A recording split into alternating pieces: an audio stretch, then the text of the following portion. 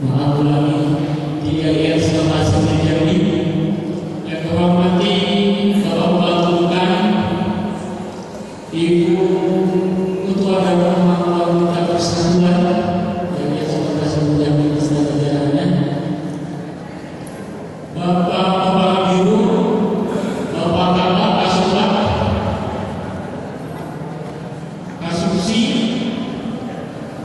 serta karyawan dan karyawanti di lingkungan Universitas Jambi. Dan yang kami muliakan pada kesempatan pagi hari ini, dua narasumber kita yang telah hadir bersama kita pada pagi hari ini. Yang pertama yang terhormat Bapak Profesor Dr. Haji Soeharto AM.Md, dan yang terhormat Bapak Dr. Novianto MA, dua dosen Fakultas Ilmu Tarbiyah dan Hubungan Satuan Usaha, dan di sebelah kirinya Bapak Dr. Novianto MAG dari Fakultas Syariah.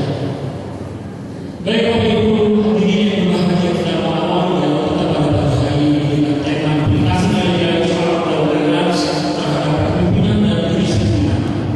Mengawali daripada dialog ini, sebagaimana kita tahu bahwa kepemimpinan yang baik akan berpengaruh kepada tingkat kedisiplinan yang mumpuni.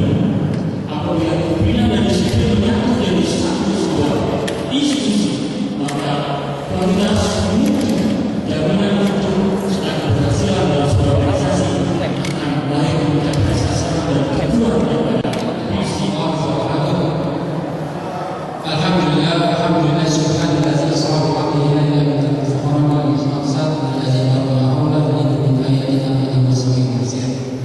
alaihi wa sallam, Bapak Rektor, Bapak Wakil Rektor dilingkungi Universitas Jambi yang saya hormati, Bapak Dekan yang diperlukan dan para Bapak Dekan di lingkungan Universitas Jambi yang saya hormati, Bapak Biro, Bapak Kasulat Mesin Asisten Pendidikan di lingkungan Universitas Jambi yang saya hormati.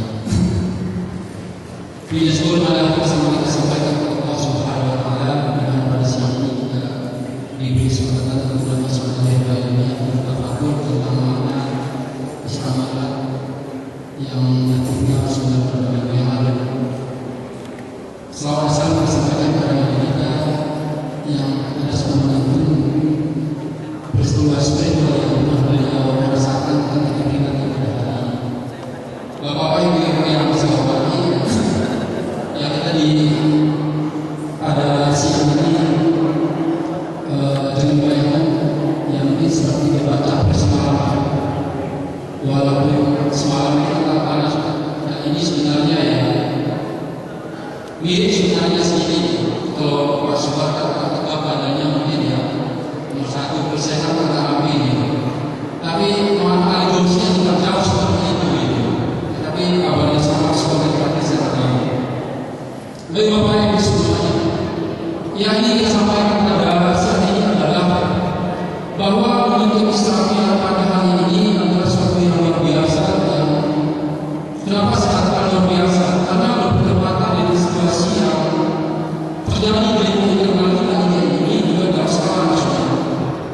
Pada skala nasional ini pileg dan soal pemilihan presiden yang akan kita hormati, kita laksanakan.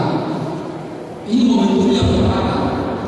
Di lingkungan internal kita sendiri, mungkin beberapa minggu yang lalu kita akan melakukan suksesi kepemimpinan.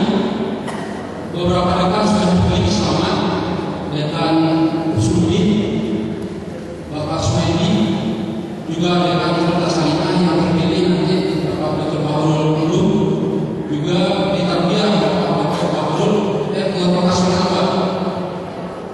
Ini adalah momentum yang luar biasa menurut saya. Tetapi persoalannya adalah apa nilai-nilai yang harus kita pikirkan itu kan jadi seorang pemimpin. Kalau kita lihat sebagai sampean itu, kita tidak lagi berbicara sebenarnya bahwa sampean itu menuju kepada soal tidak. Kita harus melihat maknanya pada hari ini, bagaimana menjalankan kepada diri sendiri bahwa sampean itu nabi dan sholat yang benar, tetapi itu tidak realistis lagi kita bicara pada hari ini. Kita akan berbicara makna yang akan kita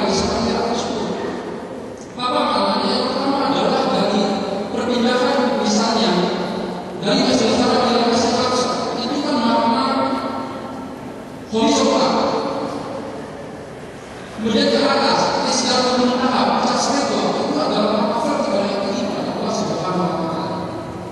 Sebagai seorang pemimpin tentunya, dua relasi ini harus dikembangkan. Agak lain sebenarnya kalau seorang pemimpin, seorang presiden, seorang rekan, seorang rektor, kalau tidak mengamalkan dan tidak maksimal melaksanakan nilai-nilai ini. Ini tidak bisa dikatakan sebagai seorang pemimpin. Malah ucapannya adalah bagaimana relasi dengan sesama kolega, dengan bawahannya dan sebagainya. Kita lihat misalnya apa makna yang dimaksud di sini. Ketika Umar bin Khattab itu melihat Abu Musa al-Asy'ari, dia pernah mengirim surat. Hei Abu Musa al-Asy'ari, perlakukanlah semua orang yang dapat bersama di atas Islam. Di depan hukum musamakan. Kenapa? Jangan kamu lakukan bahwa orang-orang kaya ini merasa sombong karena kerakusannya. Dan juga jangan orang-orang miskin itu putus asa karena merasa tidak merasa bahwa akhirat ada. Apa makna yang kita lihat dari situ? Sebagai seorang pemimpin katakan, jangan hanya kepemimpinan kita itu hanya mendistribusinya kepada orang-orang terdekat saja. Tim sukses. Tidak bisa seperti itu. Tidak bisa seperti itu. Kita boleh jadi presiden, tapi yang jangan semuanya. Kita boleh menjadi rektor bersama. Kita menang bersama, tetapi orang-orang yang tidak beruntung juga dia akan merasa. Kita boleh menjadi lekat, tetapi jangan hanya menguntungkan orang-orang dekat, orang-orang di kita tidak bisa seperti itu. Ini pesan Umar bin Khattab kepada Abu Musa al-Asy'ari. Yang berikutnya adalah bagaimana orang-orang miskin itu tidak putus asa pada keadilan yang tidak pernah Anda sampaikan. Kenapa di sini katakan orang-orang miskin? Di sini adalah orang-orang kecil, para staf, para office boy.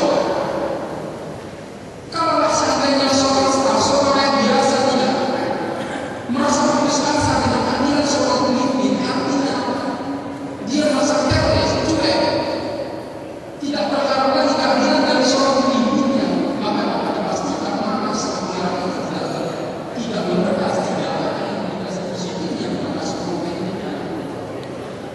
Perlu itu begini, perlu kesamaan dalam kita ini, Allah Subhanahu wa Ta'ala.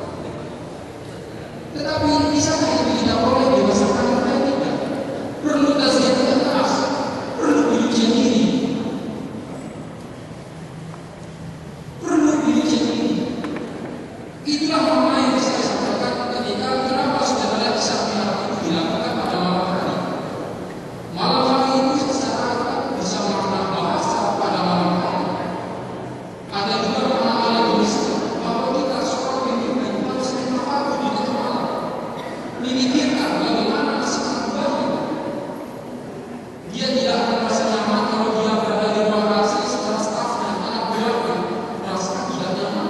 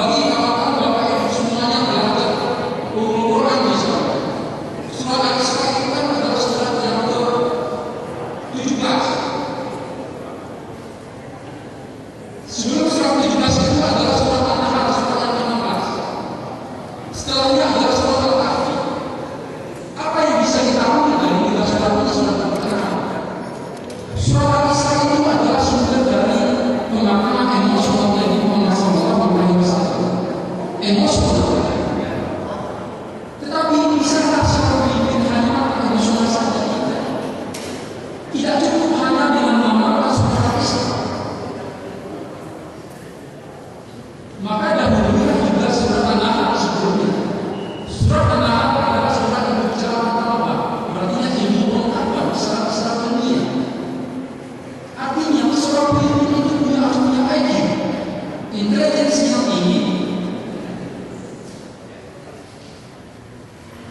Ia bahwa seorang rektor seorang dokter iya, tetapi juga harus dibangun emosional yang tinggi. Kemudian pada surat yang ke-18, apa suratnya? Itu adalah surat Al-Kahfi. Surat Al-Kahfi adalah simbol dari spiritual, bagaimana ketubuhan dan keyakinan dari Nabi Khidir. Bagaimana ketubuhan keyakinan spiritual dari Zulkarnain. Bagaimana keyakinan daripada Ashab Al-Kahfi dalam kehidupan imannya. Artinya adalah tiga dimensi inilah yang harus dipunyai oleh seorang pemimpin. Maka tidak salah surat ini berada di tengah-tengah antara surat Al-Quran ayat 6, surat 16, surat An-Nahl, surat 17, surat Al-Isra, surat 18, surat emosional dan spiritual yang harus dipunyai oleh seorang pemimpin. Kita tidak mengingat sebagai resiko yang biasa.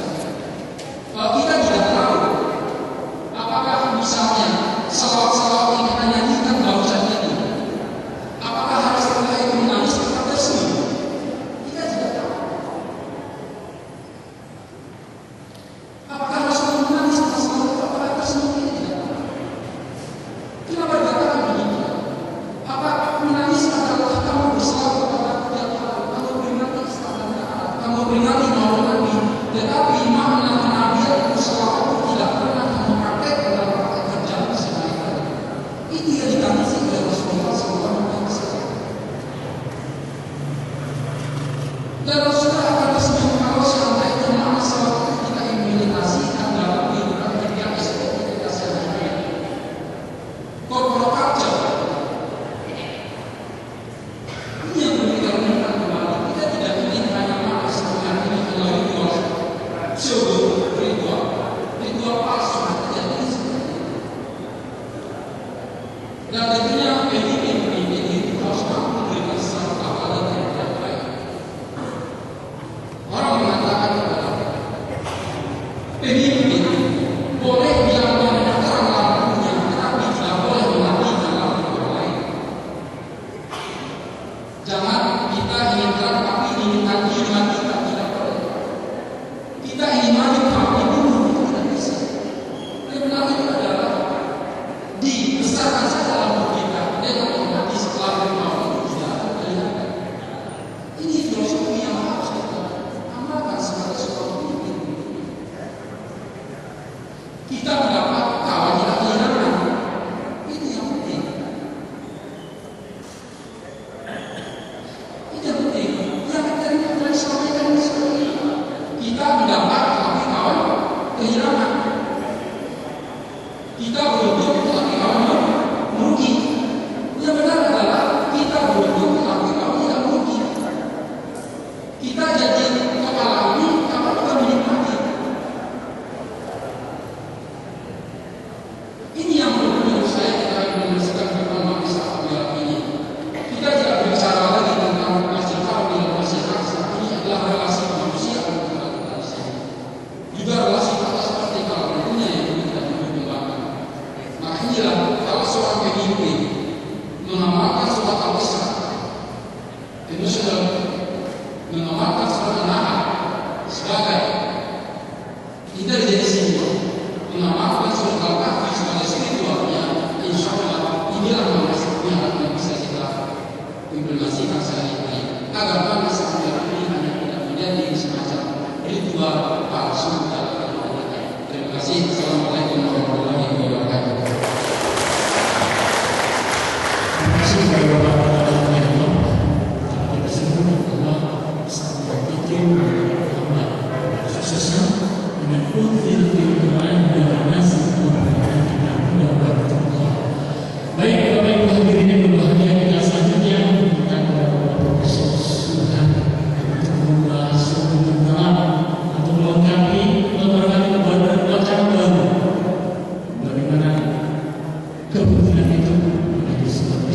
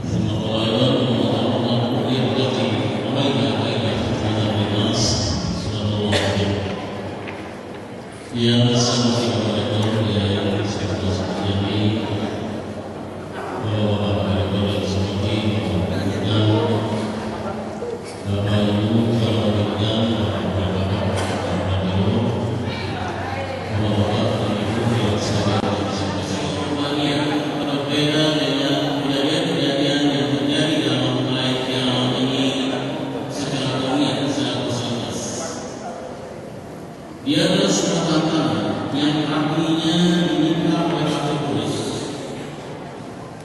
Setelah turunnya mukjizat Al-Quran, Rasul Tulis masih bertanya,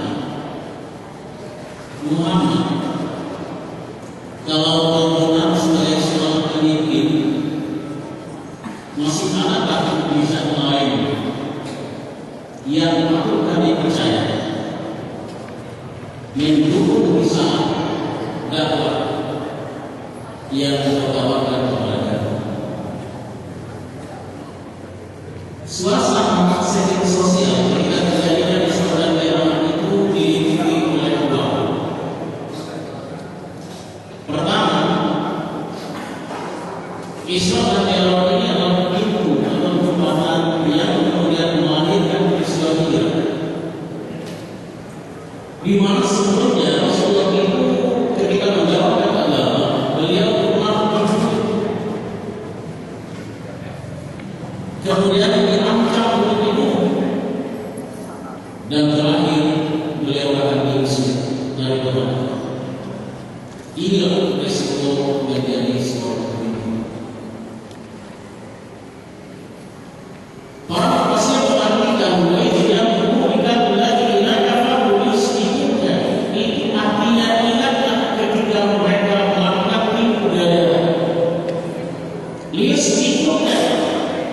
Konkretnya, Quraisy menawarkan melalui pamannya Abu Thalib,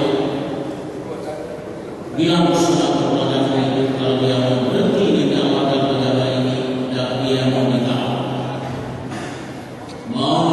ayat pada kita yang Quraisy mau berkata sudah ada kejual harta dan berikan kepada Muhammad kalau itu meminta. Atau dia meminta wanita yang cantik-cantik, tinggal pilih. Dengan barangkali istri yang mulia sudah berumur. Atau dia minta supremasi kekuasaan di kalangan Quraisy. Dengan validasi itu adalah menempatnya Bani Umayyah ketika itu di mana secara politik dan ekonomi dipegang oleh Bani Umayyah, dan wilayah istiqlal Zamzam dan Ka'bah dipegang oleh Bani Hashim.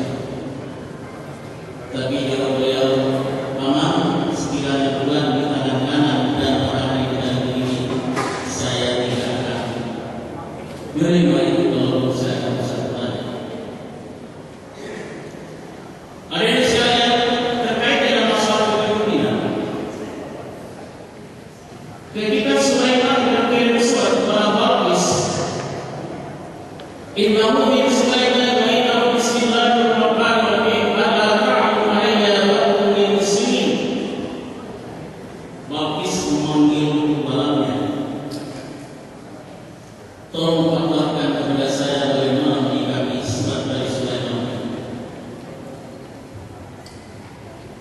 Tetapi rupanya menjawab, kita itu waktu kita perangi saja Tuhan berani. Tapi Balqis berkata, innahu idza qalu qaryatan satuha wa ja'al 'izzata ahliha azim. Kalau dia mengambil seorang raja, dia masuk ke satu negeri, pasti dia rusak negeri itu dan menjadikan kemuliaan penduduk itu menjadi hina. Oleh karena itu kita tes dulu, dia raja atau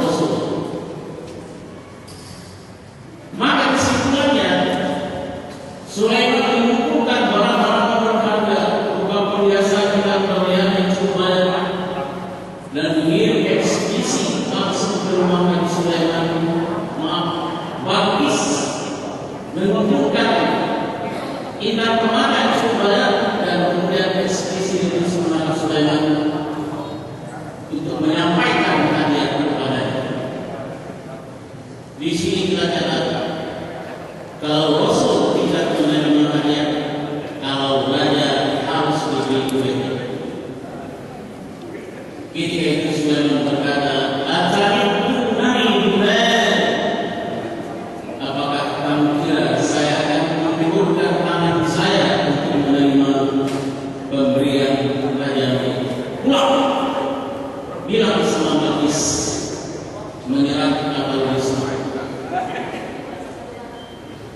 Karena saya kalau Rasulullah yang dalam masa kepemimpinan awalnya di masa kepemimpinan menurut selama 13 tahun yang masuk Islam itu kurang dari 100 orang. Artinya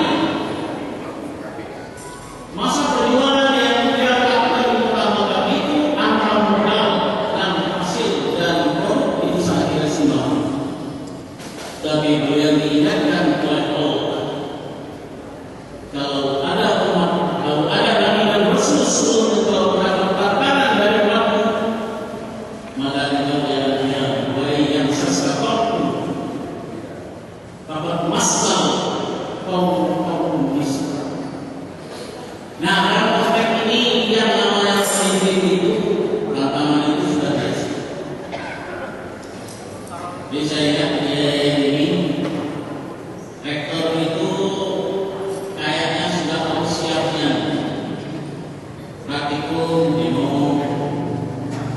bulan duit demo dan isu yang kaitan yang lain kecuali demo. Saya tidak katakan itu orang dia enggak. Tapi menurut saya seorang pemimpin itu hanya jangan melihat satu warna. Itu kalau butuh warna. Pemimpin itu yang ditengok cuma hitamnya baik, putihnya hilang. Setelah membela dua tidak ya. Cuma saya yang ditengok cuma orang itu yang lain yang ditengok. Orang tengok juga waktunya, bukan ada yang elok. Ini masalah jadi ini. Yang namanya pemimpin itu kan adalah manusia biasa. Yang kurangnya itu ada, yang lebihnya juga ada. Jangan yang hitamnya beda. Ini berbeda. Nah, Rasulullah itu oleh kafir Quraisy hanya dilihat dari segi hitamnya. Ada dua hal yang dilihat oleh kafir Quraisy. Pertama, beliau bukan lahir dari transportasi di masa politik dan ekonomi utama. Yang kedua, dakwah yang beliau tawarkan itu sebenarnya bertentangan dengan nurani dan batin adat istiadat yang ada pada kita itu. Nah, dalam hal ini tentu saja Rasulullah sebagai utusan Allah membawa segala sesuatu. Tidak semua adat Arab itu dirubah oleh pemimpin itu. Biasanya satu misalnya dalam mengkaji tentang perubahan yang dilakukan Rasulullah sebagai seorang pemimpin. Beliau melihat adat istiadat Arab itu sudah lengkap. Adat istiadat Arab itu berkaitan erat dengan Nabi, 20 keturunan menjelang Rasulullah. Adat itu pasti bagian dari Nabi Ismail, anaknya Nabi Ibrahim. Ibrahim itu jelas ibu dari Nabi Nuh dan Nabi Adam. Artinya kristalisasi adat istiadat Arab itu sudah dipakai oleh Rasulullah, maka Rasulullah membedahnya menjadi 3. Ada yang istiadat Arab yang diresepsi oleh Rasulullah, dia terima secara bulat-bulat. Jadi kalau ada orang yang mengatakan bahwa kehadiran Rasulullah itu adalah hanya mengikuti tradisional tradisi orang-orang Arab yang indah, seperti yang dikatakan oleh Ghaziah misalnya. Maka kita akan menjawab bahwa Rasulullah itu memang benar menerima sebagian dari adat Arab itu. Lalu dia katakan, betul, bukankah itu adalah adat Arab? Tolak dipilih ulama, bukankah itu adalah ibadah Arab sebelum Islam? Tentu saya mengatakan tidak ada 21 huruf Arab diterima oleh Islam tanpa ada perubahan.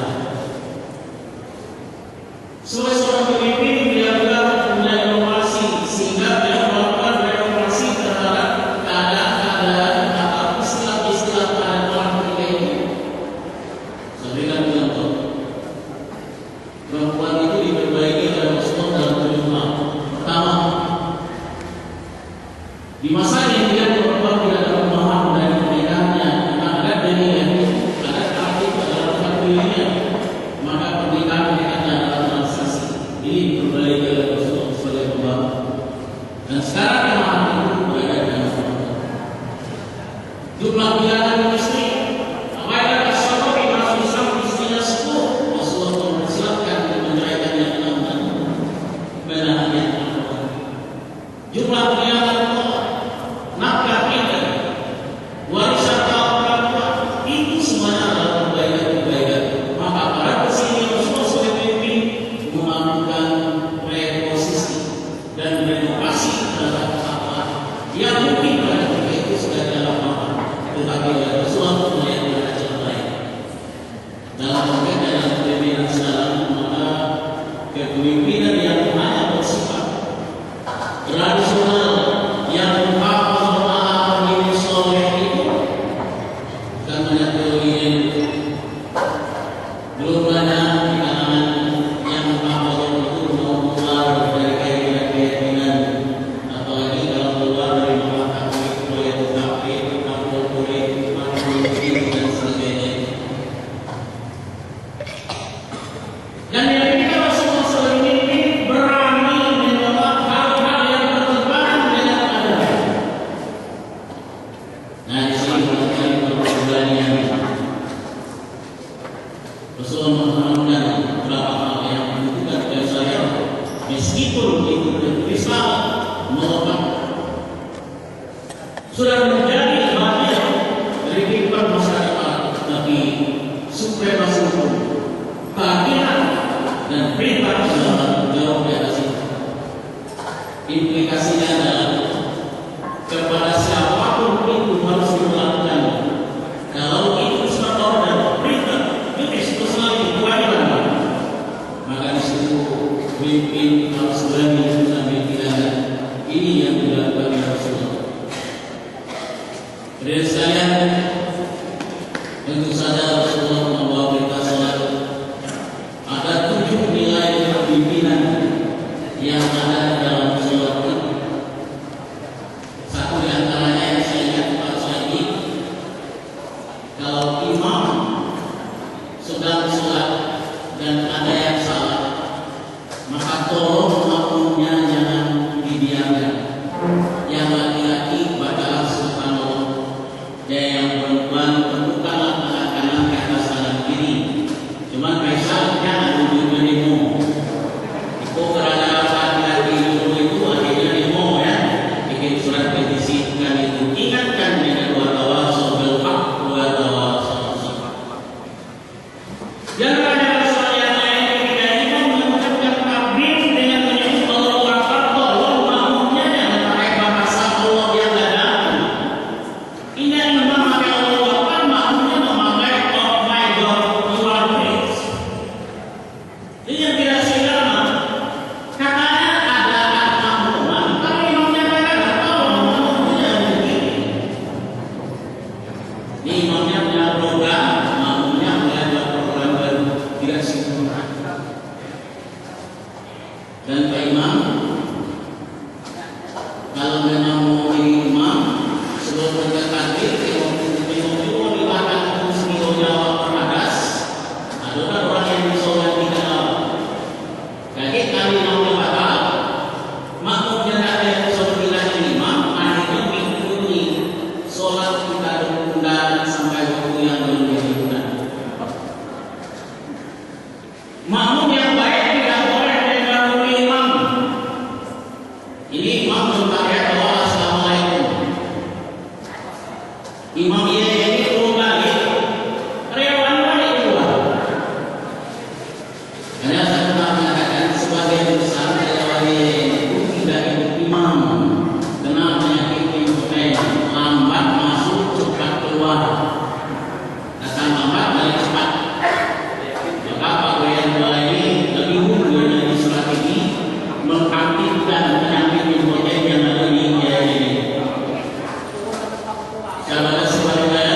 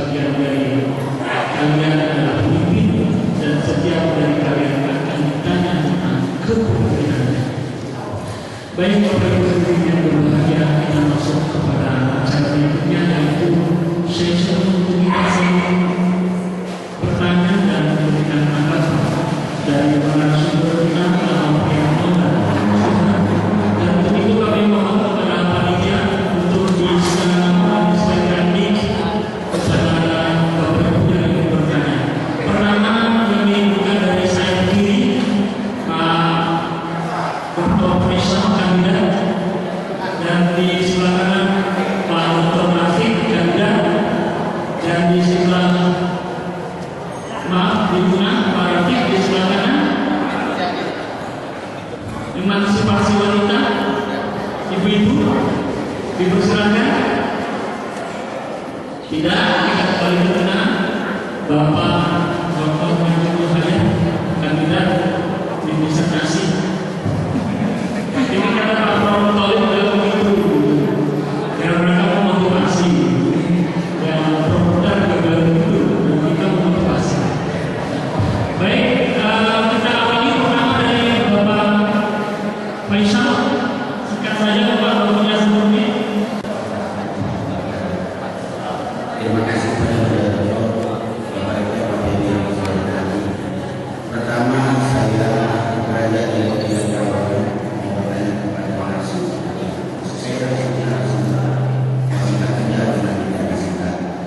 narasumber pertama, ketika dikatakan pemimpin itu adalah Bapak Rektor, kita menuju ke kalimat yang dikatakan oleh Bapak Rektor tadi, Allah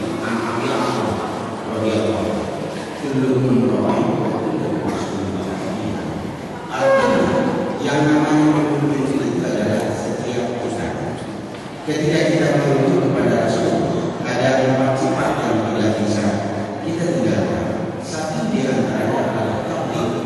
Tabliyah itu kalau saya tidak salah artikan, kalau orang Muslim menggunakan kalau salah, tabliyah itu artinya komunikatif. Ketika kita berbicara, orang-orang pada itu ketika kita tidak berbicara, saya pikir seperti itu sifat dari Rasul. Nah, ketika memimpin, saya melihat ada semacam penawaran dari narasumber pertama yang dikatakan pemimpin itu bersifat saksi. Aku juga sendiri dipercaya.